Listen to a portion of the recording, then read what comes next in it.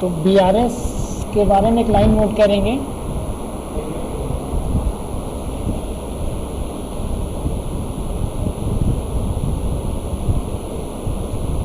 Bank statement को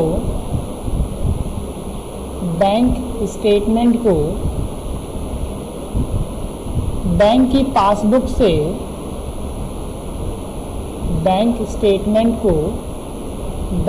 passbook से मिलान करने के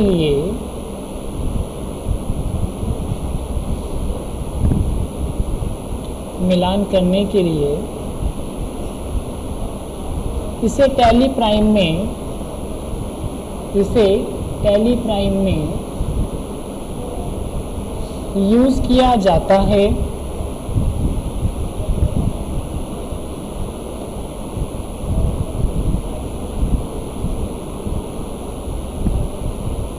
फुल स्टॉप। या मंथली बेसिस पर बनाया जाता है।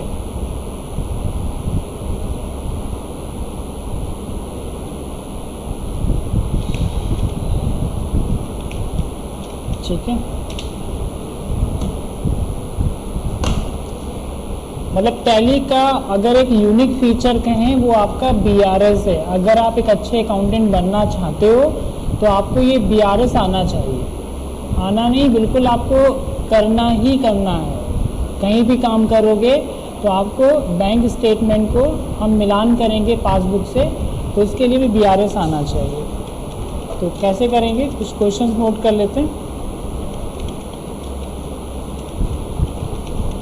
Opening bank balance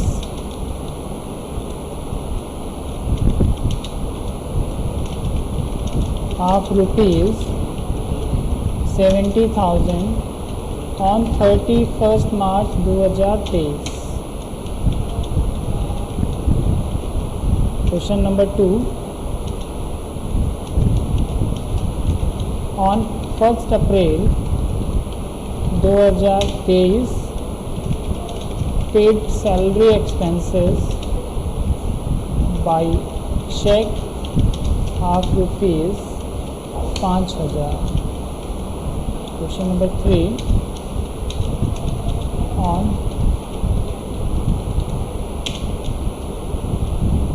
purchase goods by check of ₹30,000। Question 4, sold goods by check of ₹25,000। Question 5,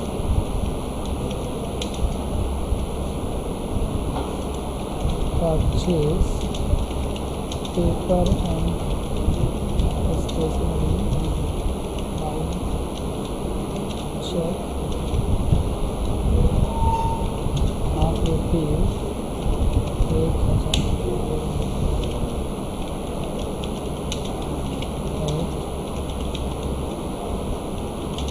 Telephone expenses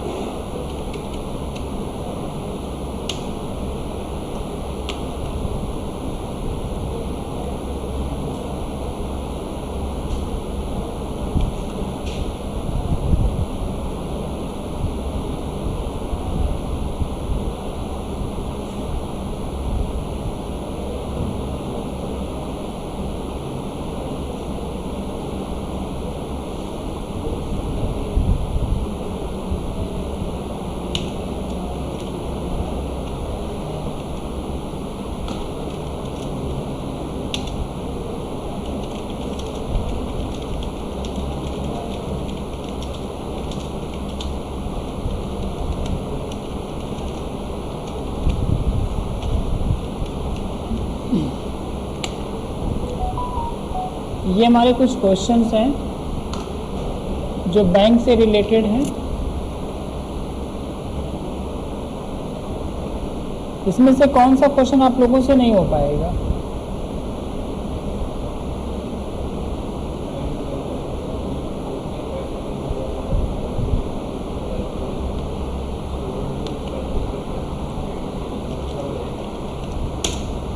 मेरे हिसाब से सारे क्वेश्चन हो जाने चाहिए।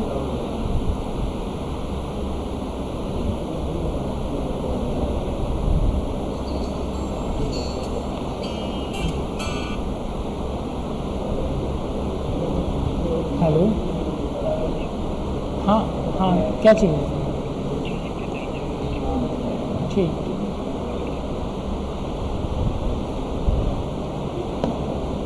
सारे क्वेश्चन नोट कर लिए?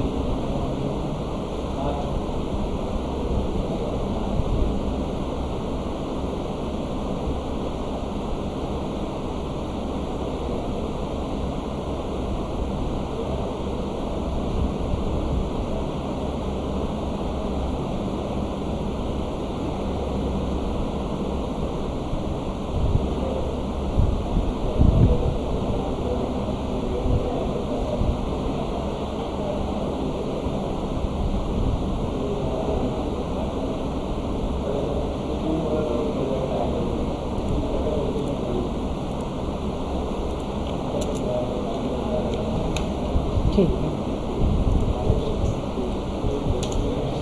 अच्छा, ये बताओ, ये सारे क्वेश्चन करने के बाद में बैंक का क्लोजिंग क्या आएगा?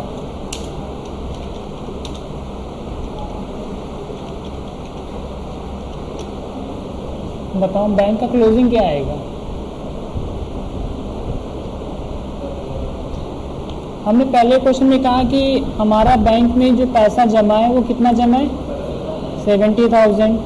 फिर हमने 1 अप्रैल को हमने 5,000 रुपये निकाल लिए, तो इसके हिसाब से बचेगा कितना? 65। ठीक है। फिर इसके बाद हमने 30,000 और निकाल लिए, तो बचेगा कितना? 35। फिर हमारा हमें एक चेक मिल गई, तो 60 हो जाएगा। 35 + 25 जो होता है 60 हो जाएगा। 60 से हमने 1,000 रुपये और निकाल लिए, 59, और 2,000 फिर निकाल लिए, तो 57 हो जाएगा। 10,000 मिल गए, तो कितना हो गया? 67, और उसमें से 7,000 फिर निकाल लिए, तो हमारे टैली में जो क्लोजिंग आएगा वो 60,000 आना चाहिए। यही तो करके देखते हैं।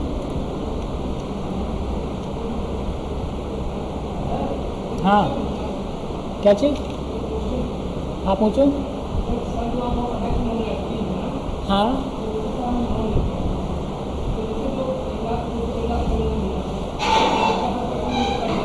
एक लाख का लोन लिया, ठीक है।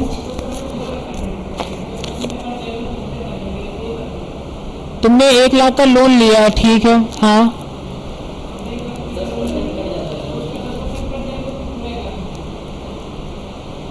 ठीक है। तुम रियल फैक्ट कब की बात कर रहे हो? मतलब जो रियल एक्चुअल में होता क्या, जब बैंक में किसी से लोन लेने जाते हैं तो कुछ ना कुछ कमीशन काट लेते हैं। हाँ, ठीक है।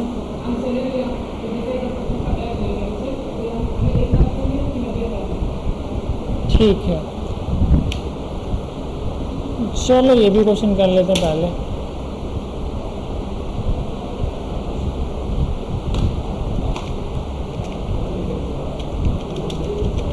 Taken loan from herself of rupees 1 lakh, ठीक है।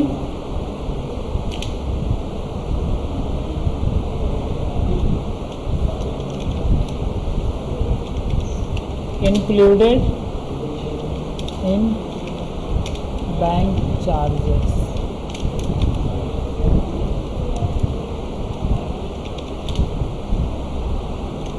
ठीक है। हमने बैंक से 1 लाख का लोन लिया है और इसमें 10,000 रुपये आपके शामिल हैं। कौन से? बैंक चार्जेस, जो भी कमीशन चार्जेस है। अब इसकी एंट्री क्या बनेगी, डेबिट आपका क्या हो जाएगा, जो आपका बैंक है वो डेबिट हो जाएगा, क्योंकि HDFC से पैसा आपकी कौन सी बैंक में आएगा, SBI बैंक में आ जाएगा, डेबिट हो जाएगा। ठीक है, और इसके बाद में एक और डेबिट होगा बैंक चार्जेस। तो ये तो कंफर्म हो गया कि ये 10,000 रुपये हो रहे हैं। ठीक है, क्रेडिट होगा आपका HDFC बैंक अकाउंट 1 लाख से।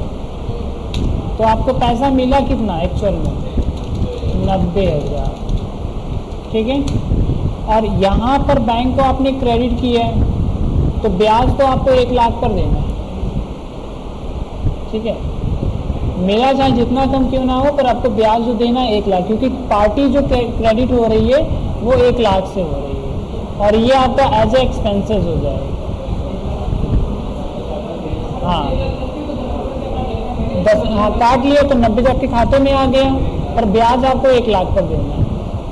ठीक है, हाँ 1 लाख पर आपको ब्याज देना है। बैंक चार्जेस आपके पर्सनल खर्चे हो गए। ठीक है, समझ में आया? तो चलो आज का क्वेश्चन देखते हैं।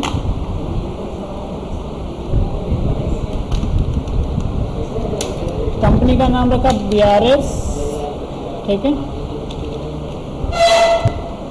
स्टेट हमने ले लिया उत्तर प्रदेश, पिन कोड बातें नहीं,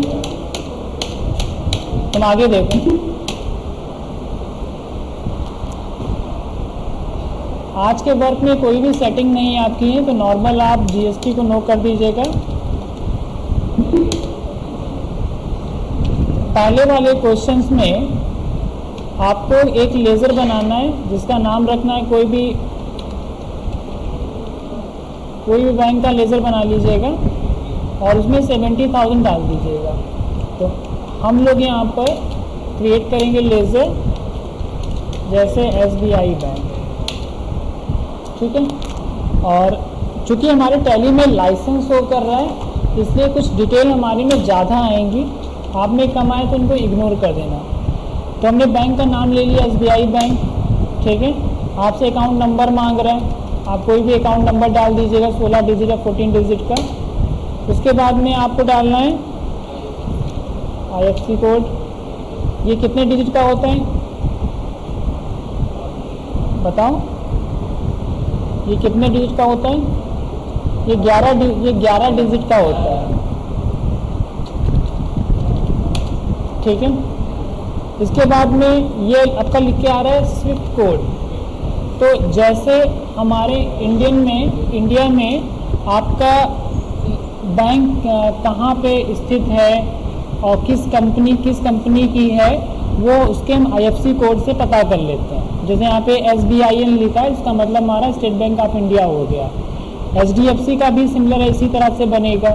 स्विफ्ट कोड का मतलब होता है कि इंटरनेशनल जो बैंक्स होती हैं कुछ लोग क्या करते हैं उसमें पैसा जमा करते हैं, तो यहाँ पर स्विफ्ट कोड से ये पता चल जाता है कि वो बैंक किस कंट्री में है और किस स्टेट में। ठीक है, तो हम तो अपना पैसा लोकल में रख रहे हैं इसलिए हमने अपना ही बैंक का नॉर्मल डाल दिया और यहाँ पे इसको हमने छोड़ दिया।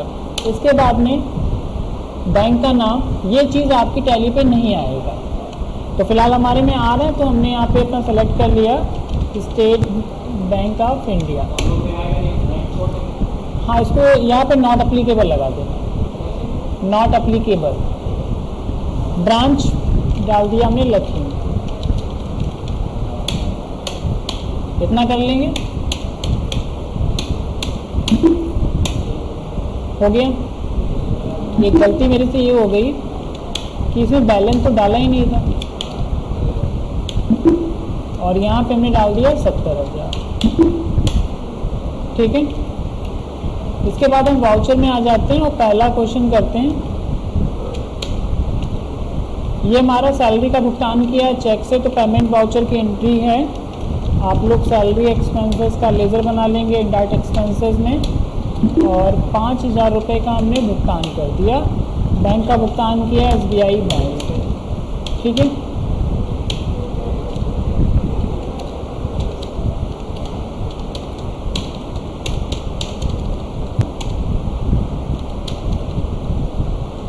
ये हमारी एंट्री हो गई। दूसरे क्वेश्चन में हमने गुड्स परचेज किया तो ये भी पेमेंट वाउचर में एंट्री कर लेते हैं, कोई फ़र्क नहीं पड़ेगा।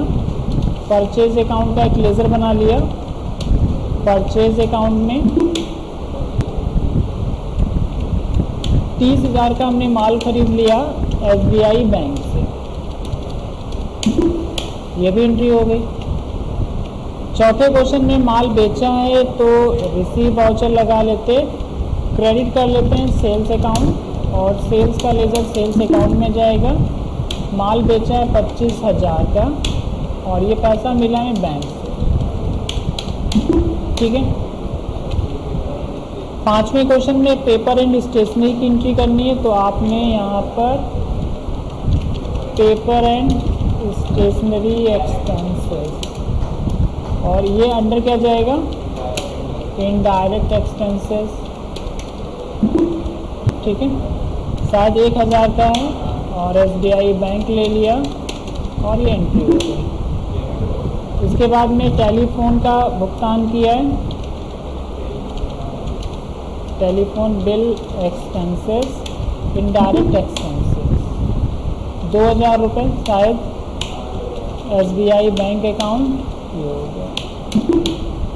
इसके बाद में हमें सचिन से पैसा मिला है 10,000 रुपये तो F6 कर लेंगे। सचिन एक कस्टमर है इसलिए इसका अंडर हम लोगों ने ले लिया सन्डी डेटर्स और 10,000 रुपये इससे हमें मिला हुआ है SBI बैंक, ठीक है। लास्ट में रेंट का भुगतान किया है तो रेंट एक्सपेंस,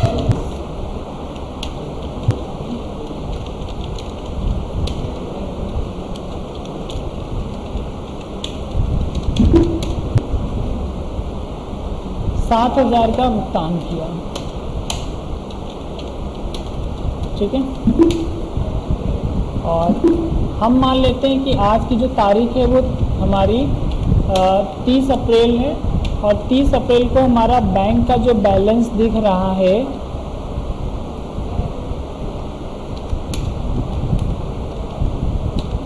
ये आपको दिख रहा है 60,000 रुपये दिख रहा है, ये तो हुआ, ठीक है।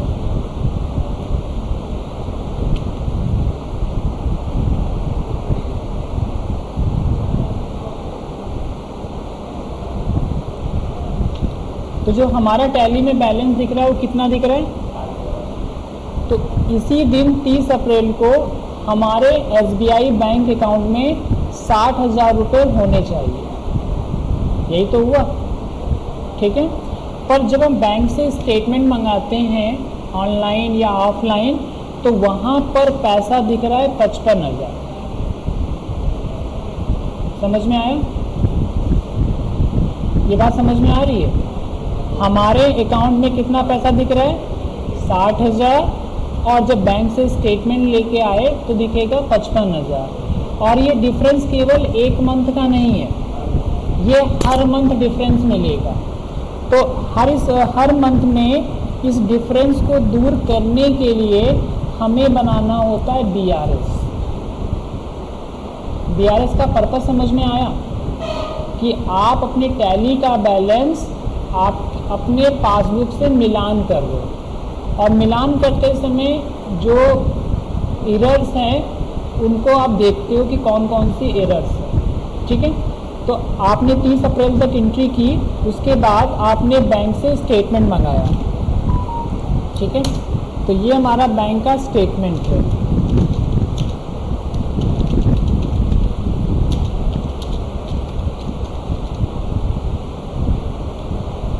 30 अप्रैल के हमने मान लीजिए हर मंथ की ये आपका स्टेटमेंट,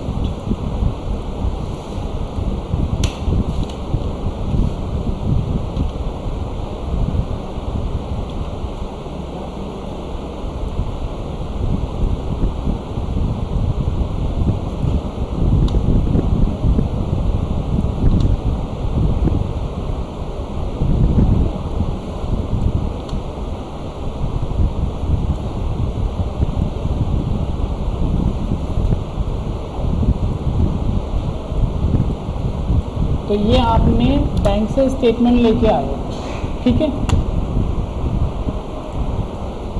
तो आपने एंट्री कितनी पास की थी? क्वेश्चंस में एंट्री कितनी हमने पास की थी? हमने एंट्री पास की थी, टोटल 7 एंट्री पास की थी। एक तो हमारा वो ओपनिंग बैलेंस का ही था, ठीक है। और जब आप बैंक से स्टेटमेंट लेके आए हो तो वहाँ पे एंट्री कितनी मिली? 5 एंट्री मिली। इसका मतलब ये हुआ कि या तो हमने अपनी चेक बैंक में जमा नहीं की है, या तो कोई पार्टी बैंक से उसने पेमेंट नहीं लिया, समझ रहे हो। तो उसी को हमें यहाँ पे चेक करना है। कभी ऐसा होता है कि हमने किसी एम्प्लॉय को सैलरी के लिए चेक काट कर दिया और वो अगले दिन बैंक लेके नहीं जाएगा, हमने तो पैसा उसी दिन माइनस कर दिया अपने अकाउंट से, पर जब तक बैंक चेक नहीं जाएगी तब तक उसका पैसा घटेगा, ठीक है। अगर आपको किसी कस्टमर से आपको एक चेक मिली और आपने उसको बैंक में नहीं भेजा तो कैसे पैसा बढ़ेगा?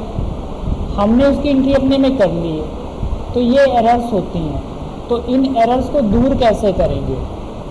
तो ये जो स्टेटमेंट हमारा है बैंक का स्टेटमेंट है, अब हमें अपने बैंक स्टेटमेंट को पासबुक से मिलान करना है। तो इसके लिए हमें करना क्या होगा? हमें आना है इस फीचर में जिसका नाम है बैंकिंग। जितना भी बैंकिंग का मिलान होता है, बैंकिंग से सारे संबंधित हैं, वो सारा इसी में मिल जाएगा। तो बैंकिंग में जाएंगे और यहाँ पे आपको मिलेगा बैंक रिकॉन्सिलेशन, एंटर करेंगे। आप अपनी बैंक को सेलेक्ट कर लोगे, एंटर किया, ठीक है। तो ये आपके ट्रांजैक्शंस आ गए, ठीक है। अब हमें यहाँ पर करना क्या है? जब आप ये बैंक से स्टेटमेंट लेके आओगे, जिस डेट को ये 30,000 रुपये बैंक से निकले होंगे वो इसके आगे एक और डेट डाल देते हैं। आपने चेक कब की काट के दी थी? 1 अप्रैल, ठीक है।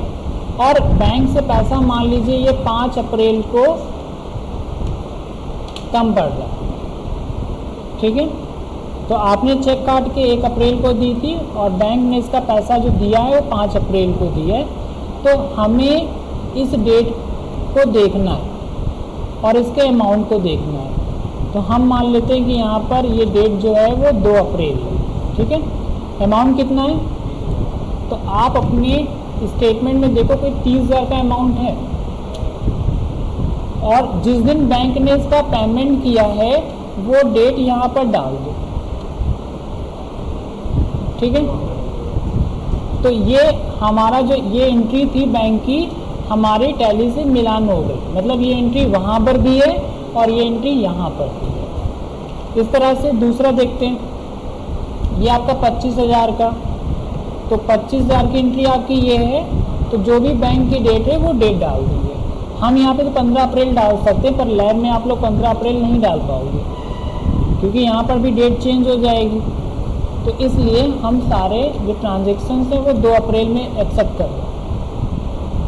तो 2 एंट्री समझ में आई। इसी तरह से आप यहाँ पे 1,000 की एंट्री है तो आप यहाँ पर 1,000 से क्लियर कर, चलिए, ठीक है। इसके बाद में 2,000 की एंट्री है तो इसके आगे आप डेट डाल देंगे। फिर देखिए 7,000 की है, ये चीज़ समझ में आ गई। तो 2 ट्रांजेक्शन्स ऐसे हैं जो अभी बैंक में नहीं पहुँचे हैं, तो उनके आगे हम कोई डेट नहीं डालेंगे। एंटर करेंगे, अब वापस एंटर करते हैं। और यहाँ पर हम स्टेटमेंट कब लेके आए थे? 1 मई को। तो देखो ये हमारी टैली का जो बैलेंस है वो मैच कर गया, ठीक है। बैंक का जो पासबुक है वो भी 55,000 शो कर रहे हैं और टैली का जो पासबुक कितना शो कर रहे हैं? 55,000, ठीक है। ये 2 एंट्री कैरी फॉरवर्ड हो जाएंगी मई मंथ में। जब मई का स्टेटमेंट लेके आएंगे तब हम एंट्री को करेंगे। ये चीज़ समझ में आई?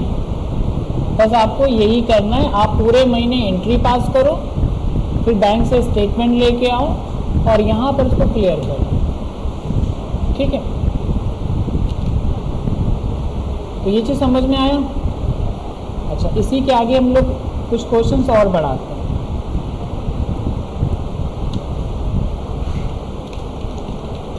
Transactions of May month.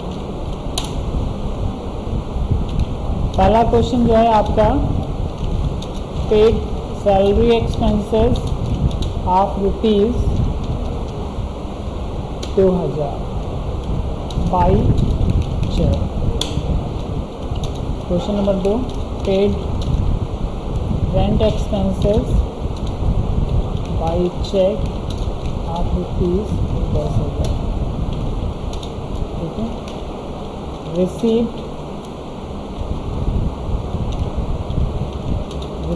Cash of ₹10,000 from Sachin traders. Question 4, sold goods and received cheque of ₹15,000 paid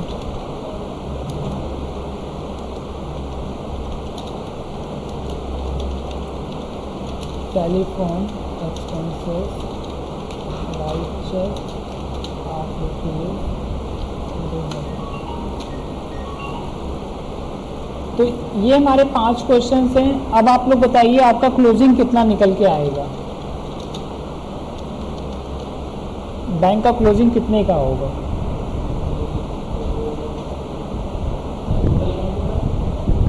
किसका? आपका पहला बैंक क्लोजिंग आपके में जो शो कर रहा था 60,000 शो कर रहा था। ठीक है, तो कितना आएगा? अगर हम पुराना देखें, 30 अप्रैल को हमने बैंक से मिलान कर लिया था तो 55,000 था हमारा। ठीक है, तो 55 में 2 माइनस कर देंगे, 53 में 10 माइनस करेंगे, 43। ठीक है, 43 हो गया। और ये तो क्वेश्चन कैश का है, तो बैंक से कोई रिलेटेड है ही नहीं, तो ये एंट्री को इग्नोर कर दो, बैंक से रिलेटेड है ही नहीं।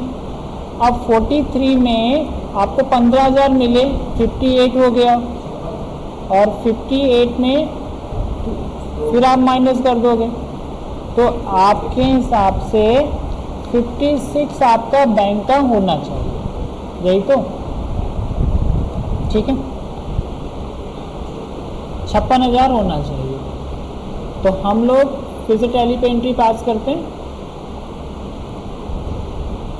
ठीक है, अभी तो यहाँ पे देखिए कितना शो कर रहे हैं, 55,000 शो कर रहा है।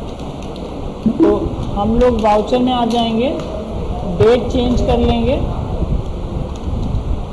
1 मई लगाएंगे। तो जो पहला क्वेश्चन आपका सैलरी का है, सैलरी एक्सपेंसेस 2,000 बैंक से पेमेंट कर दिया। इसके बाद में रेंट एक्सपेंसेस 10,000, ये भी हो गया। इसके बाद में पैसा मिला किससे? सचिन से। F6 किया, सचिन को एंट्री तो करनी पड़ेगी, एंट्री तो आप करोगे। हो गया। इसके बाद आपने बेचा माल, तो सेल्स आपका हो गया क्रेडिट 15,000 से, और बैंक आपका हो गया डेबिट। ठीक है, इसके बाद में टेलीफोन का भुगतान किया। ठीक है, 2,000 SBI बैंक। ठीक है, जब आप बैंकिंग में जाओगे और वहाँ पर डेट लगाओगे 1 जून का, तो आपका बैलेंस कुछ ये दिखेगा। अभी देखिए आपका बैलेंस कितना ही शो कर रहा है, 55,000 शो कर रहा है। ठीक है, इसके बाद हम बैंक से स्टेटमेंट लेके आते हैं।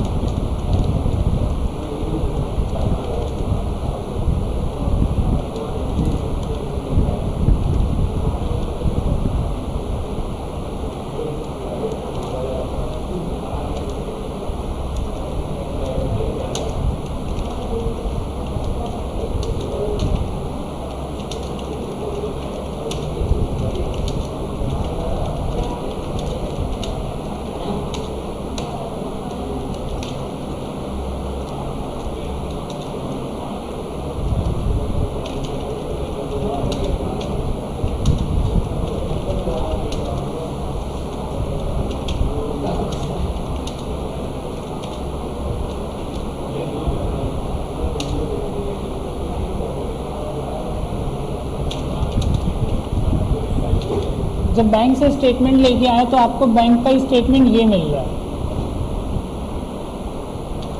ठीक है। ये आपका बैंक का स्टेटमेंट, मतलब इस बैंक के स्टेटमेंट में 1 मई से 31 मई के बीच में जितने भी बैंक से ट्रांजैक्शंस हुए होंगे उनको आप उनकी आपको एक समरी मिल जाएगी, ठीक है। तो आप इस स्टेटमेंट को इससे मिलान करोगे, ठीक है। तो आपने देखा था कि अप्रैल में जो एक किसी बंदे को सैलरी दी थी उसका भुगतान यहाँ पे हो रहा है, तो हम वो डेट डाल देंगे। आपने चेक काटी थी 31 मार्च की, पर बैंक से इसका भुगतान कब हो रहा है, 1 मई को, ठीक है। इसी तरह से सचिन ट्रेडर्स का एक ट्रांजैक्शन था, तो ये भी चेक आपको, इसका पैसा भी रिसीव हो गया है, तो वो हमने डेट डाल दी यहाँ पर 1 मई, क्या हमने यहाँ पे डाल दिया 2 मई डाल दिया ताकि सही रहे। इसके बाद में नेक्स्ट देखते हैं, 2000 रुपये की जो चेक थी वो भी पहुँच चुकी है बैंक में, 2 मई डाल दिया। उसके बाद में 15,000 का माल जो बेचा था वो क्वेश्चन आपका ये है। इसके बाद में टेलीफोन की एंट्री 2000 की है, तो इसके आगे भी हमने 2 मई डाल दी, ठीक है, हो गया। तो हम लोगों ने यहाँ तक के ट्रांजैक्शंस क्लियर कर लिए, पर 2 ट्रांजैक्शंस ऐसे मिले हैं जो हमारे अकाउंट में नहीं चढ़े, ठीक है। तो इन ट्रांजैक्शंस को हमें चढ़ाना होगा,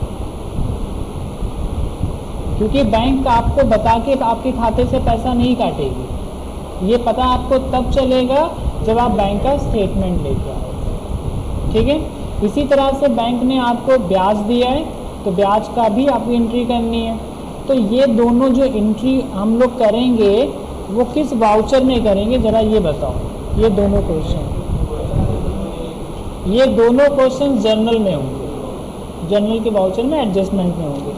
तो हमें करना क्या है, टैली पे वापस आ जाते हैं, वाउचर में जाएंगे, ठीक है। और यहाँ पर हम लोग F7 करके तो एक लेज़र बना लेते हैं बैंक चार्जेस की, इनडायरेक्ट एक्सपेंसेस ले लिया, ये 15 रुपये हमारे खाते से कटे हो गई एंट्री। इसके बाद में आपको ब्याज मिला है, तो SBI bank account debit 555, credit आपका हो जाएगा इंटरेस्ट फ्रॉम बैंक, और ये हो जाएगा इनडायरेक्ट इनकम, ठीक है, हो गई एंट्री। इस एंट्री को करने के बाद फिर से बैंकिंग में आ जाओ, बैंक रिकॉन्सिलेशन में आ जाओ, और यहाँ पे डेट आप डाल दीजिएगा 1 जून से, ठीक है। तो 2 ट्रांजैक्शन ऐसे हैं जो मई में क्लियर हो चुके हैं, एक ट्रांजैक्शन ऐसा जो अभी भी बैंक में नहीं पहुँचा है, रेंट वाला। तो जब नेक्स्ट मंथ का आप स्टेटमेंट लेके आओगे उसका क्लियर हो जाएगा। इसका मतलब हमारा जो बैंक का बैलेंस 71,540 हमारे टैली से मिलान हो गया, ठीक है।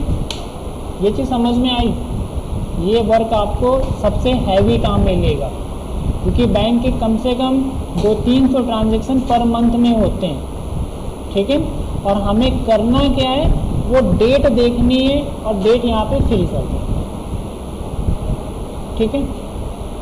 तो ये BRS समझ में आया। BRS सिर्फ मिलान करने के लिए है और ये पता लगाने के लिए कि कौन कौन सी चेक अभी बैंक में पहुंची है, नहीं पहुंची है। बहुत सारी चेक ऐसी होती है जो हम लोग ले लेते हैं, हमारी रैक में ही पड़ी रहती है, हम जमा ही करना भूल जाते हैं, ठीक है। तो उन चेक्स को भी बैंक में भेजना होता है मंथ के क्लोजिंग में। कुछ ऐसी चेक्स हैं जिनका पेमेंट अभी तक सप्लायर ने लिया ही नहीं है, तो उनको हम कॉल करके कह देते हैं भैया पैसा ले लो, वरना किसी दिन 0 बैलेंस होगा तो चेक बाउंस हो जाएगी।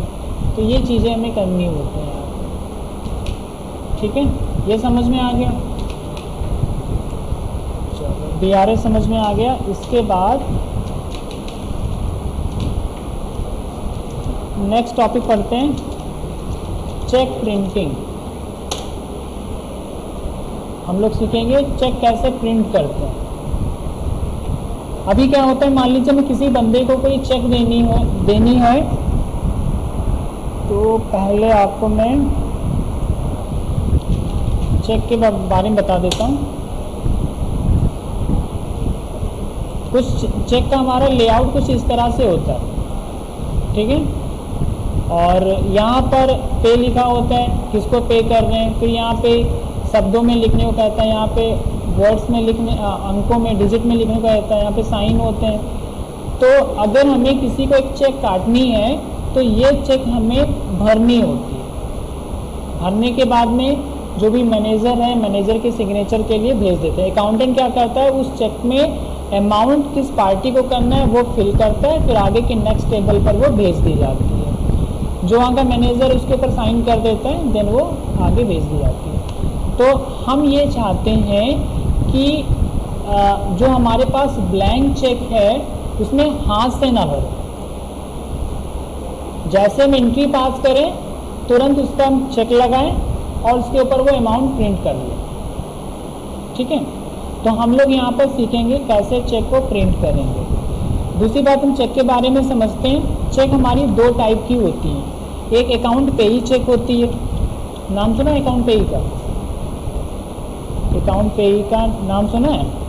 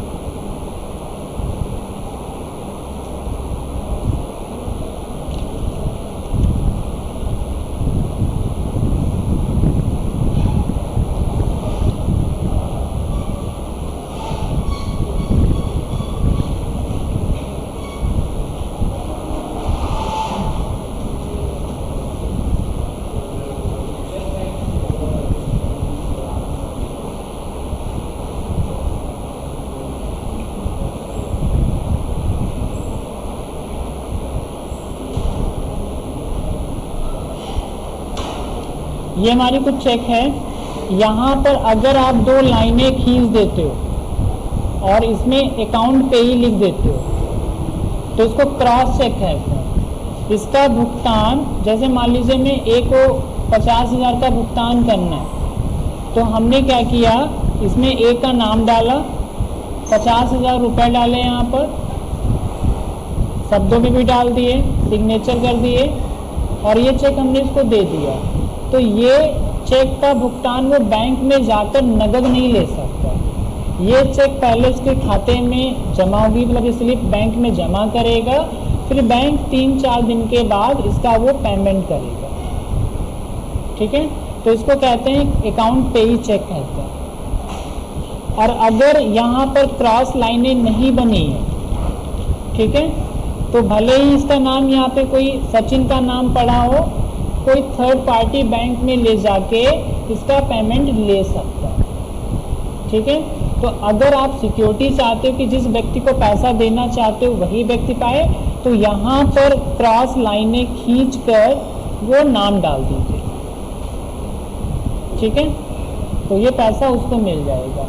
चेक का जो वैधता होती है वो 3 मंथ की होती है। मतलब आज आपने 1 अप्रैल को कोई चेक काटी है तो अप्रैल, मई, जून, तो इसकी वैलिड जो है वो 30 जून तक है। बैंक से 30 जून तक पैसा ले सकता है, ठीक है। अगर वो 1 जुलाई को ही चेक लगाता है तो ये डिसऑनर्ड हो जाएगा, ठीक है। तो हमें 2 चीज़ समझनी होती है। छोटा मोटा अमाउंट करना होता है तो काउंटर चेक दे देते हैं, या किसी को कोरियर करके चेक भेजना है तो अकाउंट पे ही कर देते, मतलब 2 लाइनें खींच कर भी चेक भेजते हैं कि जिसका नाम है वही पैसा ले सकता है, ठीक है। तो ये चीज़ समझ में आई। तो यही चेक हम लोग यहाँ पर करने जा रहे हैं। तो आपको करना क्या है, टैली में आपको अल्टर करना है बैंक के लेज़र, ठीक है। बैंक के लेज़र में किया यहाँ पर आपको बैंक से कोई ना कोई एक चेकबुक रिसीव हुई होगी, ठीक है। अब ये चेकबुक में किसी चेकबुक में 25 पेज होते हैं, किसी में 50 पेज होते हैं, किसी में 100 पेज होते हैं। ये डिपेंड करता है कि आप ट्रांजैक्शन कैसे करते हो, वैसे आप चेकबुक इशू कराते हो। तो हमने set alter range of chequebook किया, तो ये आपसे पूछ रहा है कि चेक का पहला पेज कौन सा है, लास्ट पेज कौन सा है। तो चेक का पहला पेज हमारा स्टार्ट है 201 से, और 50 अगर पेज इसमें है तो हमने दिखा दिया 250, ठीक है। तो यहाँ पर हमने पहली बुक इशू कराई तो CHK लिख दिया 1। अगर आपने कोई दूसरी इशू कराई है इस तरह से,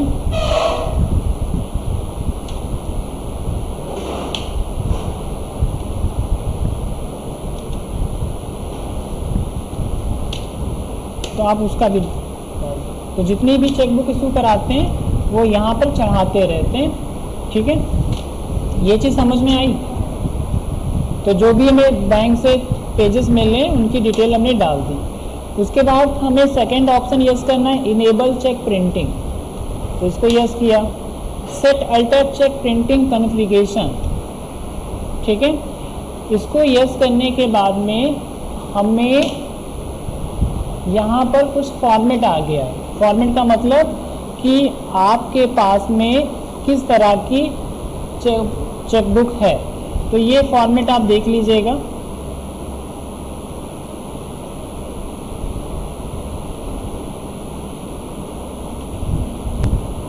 ठीक है, लैब में ये फीचर नहीं आएगा। यहाँ पर कॉपी फ्रॉम लिखा होगा तो आप कॉपी फ्रॉम पर क्लिक कर देना, ठीक है। देखा आपने यूज़र डिफाइन किया तो कॉपी फ्रॉम आ जाएगा। इस तरह से आपको एंटर कर देना, ठीक है।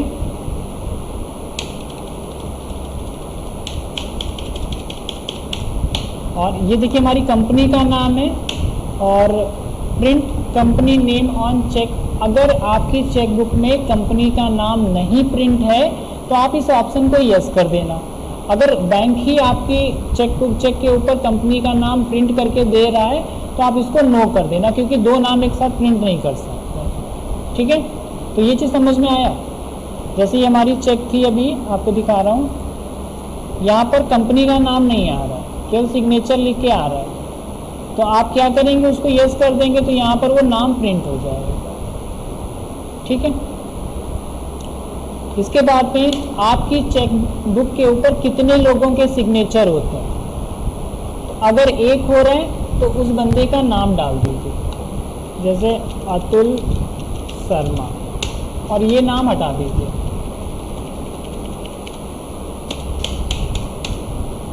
हो गया। और इसको स्किप करके आप नेक्स्ट करके चले जाइए। तो ये सेटिंग समझ में आई, ठीक है। अब मान लीजिए हम किसी को सैलरी का भुगतान करते हैं तो आप क्या करोगे, सैलरी एक्सपेंसेस डेबिट किया, 5000 अमाउंट, SBI बैंक आ गया। अब देखो जैसे इंटर करेंगे यहाँ पर तो इसका भुगतान आप किससे कर रहे हो, चेक से कर रहे हो। चेक की रेंज आ गई। देखिए आपके पास दो चेक बुक हैं, जिस चेक बुक से आप काट रहे हो वो चेक को सेलेक्ट कर लो, ठीक है। पहले तो हम इसी से काट रहे हैं। अब ये कह रहा है कि अकाउंट पे ही चेक देना है या काउंटर चेक देना है। काउंटर चेक का मतलब बैंक में लेके जाओ और भुगतान ले लो। अकाउंट पे का मतलब कि पहले आपके अकाउंट में आपके लगे जाएगा पैसा, फिर आप विड्रॉल कर सकते हो। तो हम यहाँ पे अकाउंट पे ही चेक दे रहे हैं, ठीक है। ये पहली चेक काट रहे हैं, इसमें 201 नंबर आ रहा है। किस डेट को काट रहे हैं, 1 मई को काट रहे हैं। फेवर नेम, किसके नाम की चेक देना, जैसे जो हमारे वहाँ काम करते हैं उनका नाम है महेश, तो नाम डाल दिया, इंटर कर दिया। महेश को क्या दे रहे हैं, सैलरी दे रहे हैं। जब बैंक का स्टेटमेंट लाएंगे तो वहाँ पर ये जो पैसा जो 5000 होगा उसके आगे सैलरी लिखा होगा, तो इससे हमें ढूंढने में आसानी रहेगी ये 5000 कौन है, कैसे हैं, तो सैलरी के, ठीक है। जैसे इसको एक्सेप्ट करेंगे और इसको प्रिंट कर लेंगे। प्रिंट करने से पहले आपको एक अपनी चेक निकालनी है, प्रिंटर में लगाना है और उसके ऊपर ये प्रिंट कर देना है। तो देखो उसके ऊपर अकाउंट पे ही आ जाएगा, ये अमाउंट ये डेट आ जाएगी, महेश नाम की चेक है 5000 और यहाँ पे कंपनी का नाम आ गया, अतुल शर्मा मैनेजर हैं, ठीक है, और यहाँ पे वो सिग्नेचर कर देगा। समझ में आया? ये कर लोगे? कोई दिक्कत आया बताओ? दिक्कत कहाँ पे आ रही है बताओ? सेटिंग में आ रही है। अल्टर किया, लेज़र में गए, SBI बैंक के लेज़र को सेलेक्ट किया, तो सबसे पहले आपको जो बैंक से चेक बुक मिली है उसका पहला पेज चढ़ाओ, लास्ट का पेज चढ़ाओ, चढ़ा दोगे। इसके बाद में चेक प्रिंट करना चाहते हो इसलिए इसको इनेबल कर दो। अब चेक प्रिंटिंग में हमारे पास चेकबुक के कई सारे फॉर्मेट होते हैं और कौन सा फॉर्मेट पे प्रिंट करना है उसके लिए देखो यहाँ पे थोड़ा ध्यान दो, यहाँ पे ध्यान देना। देखिए कुछ अंतर लग रहा है, ये अलाइनमेंट का अंतर है। देखिए यहाँ पे डेट ऐसे आ रही है, यहाँ पे डेट कैसे आ रही है, ठीक है। तो अगर मान लीजिए इसका अलाइनमेंट सही नहीं करोगे तो अमाउंट कहीं और जाएगा और लाइन कहीं और जाएगी। तो जैसे मैं हमारे पास चेक है उसी तरह से फॉर्मेट हम यहाँ पे सेलेक्ट कर लेंगे। मान लीजिए आपके पास इसमें से वो फॉर्मेट नहीं है जो आपकी चेकबुक पे है, तो आप बैंक में एप्लीकेशन दीजिए कि हमें इस चेकबुक का चाहिए, क्या इसका स्पेसिंग है, क्या लाइन स्पेसिंग है, तो उसके लिए यूज़र डिफाइन करके वो आप यहाँ पर फिल कर दोगे। जो बैंक वाले आपको इसकी सारी डिटेल प्रोवाइड कराएंगे और वो यहाँ पे मैनुअल तरीके से फिल करने के बाद में अगर आपकी चेकबुक पे कंपनी का नाम आ रहा है तो इसको नो कर दो, अगर मैनेजर का भी नाम आ रहा है तो इसको भी नो कर दो, इसको भी हटा दो, ठीक है। और फिर इसको प्रिंट करके देखना, ये एक्सेप्ट कर लिया। इसके बाद में हम वाउचर में आते हैं। इस बार रेंट का भुगतान करते हैं, तो 2000 रुपये का रेंट का भुगतान कर रहे हैं, ठीक है। यहाँ पे चेकबुक लगा लिया, तो देखिए अब ऑटोमेटिक वो दूसरा पेज ले रहे, ठीक है। और ये है सुरेश, रेंट का भुगतान। जैसे इसको एक्सेप्ट करेंगे और इसका प्रीव्यू देखेंगे, अब ना तो कंपनी का नाम आ रहा है ना तो उसके मैनेजर का नाम आ रहा है। क्यों नहीं? क्योंकि चेक पे ऑलरेडी प्रिंट है, ठीक है। तो चेक प्रिंटिंग समझ में आया? तो BRS कर लोगे, चेक प्रिंटिंग कर लोगे, दो काम हो जाएंगे। तीसरा देखते हैं,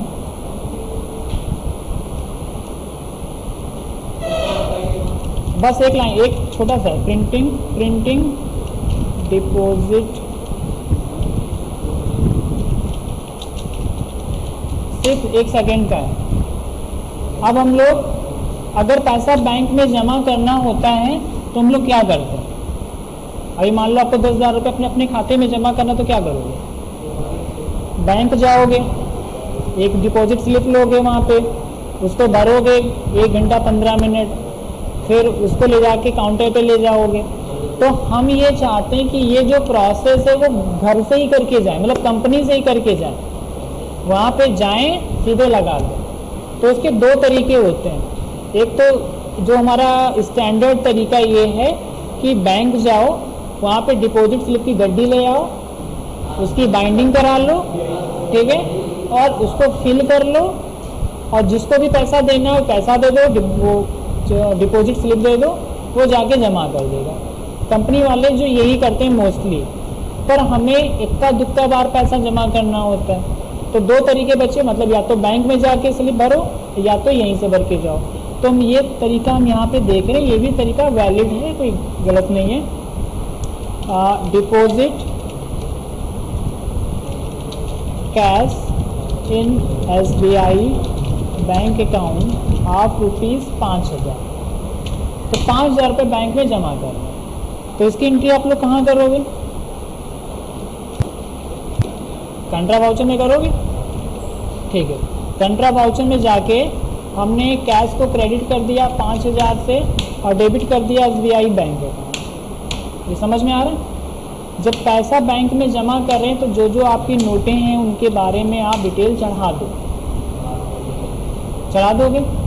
अगर ज़्यादा लग रहा है तो यहाँ पे 9 कर दो, यहाँ पे 1 कर दो, यहाँ पे 2 कर दो, यहाँ पर 1 कर दो, यहाँ पे 2 कर दो, यहाँ पे 1 कर दो। जो जो आप अमाउंट चढ़ाना चाहते हो चढ़ा दो। किस बैंक में जमा कर रहे हो पैसा? State bank of India. ठीक है। पैसा लेके कौन जा रहा है? आप तो जा नहीं रहे हो। जैसे मान लीजिए विजय लेके जा रहे हैं, ठीक है। ये कल की सेल है, सेल्स का पैसा नगद आया तो उसको बैंक में जमा कराना है। एंट्री हो गई, कोई दिक्कत आई? नहीं आई। अब आ जाइए बैंकिंग में। बैंकिंग में यहाँ पे लिखा है डिपॉजिट स्लिप। बैंक को सेलेक्ट कर लीजिए। तो यहाँ पर हम कैश लगाएंगे। ये बैंक का दिखा रहा है, हमें कैश लगाना है। यहाँ पे कैश लगा देंगे। पैसा आपने एक ही बार जमा किया था, इसलिए उसको सेलेक्ट कर लो, Alt P कर लो और प्रिंट कर लो। ये फॉर्मेट आप प्रिंट कर लीजिए, ठीक है। उसको पैसा दे दीजिए, ये स्लिप दे दीजिए। ये बैंकर्स कॉपी है, बैंक में रह जाएगी, और ये कस्टमर कॉपी है, मोहर लगा के आपको मिल जाए। प्रिंट कर लोगे, कोई दिक्कत है इसमें? कंट्रा वाउचर में एंट्री पास करो, जमा करने की, निकालने की नहीं, जमा करने की, ठीक है। जमा करने के बाद में आपको जाना कहाँ है? बैंकिंग में, डिपॉजिट स्लिप में, बैंक को सेलेक्ट करना है और यहाँ पे कैश को लगाना है। सेलेक्ट कर लिया, कंट्रोल P, प्रीव्यू, और ये प्रिंट। तो आज हम लोगों ने 3 चीज़ें भी देखी हैं। एक तो देखा BRS देखा, सबसे इम्पॉर्टेंट है। इसके बाद में चेक प्रिंटिंग देखी है, और इसके बाद में डिपॉजिट स्लिप, ठीक है। तो इतना कर लीजिएगा।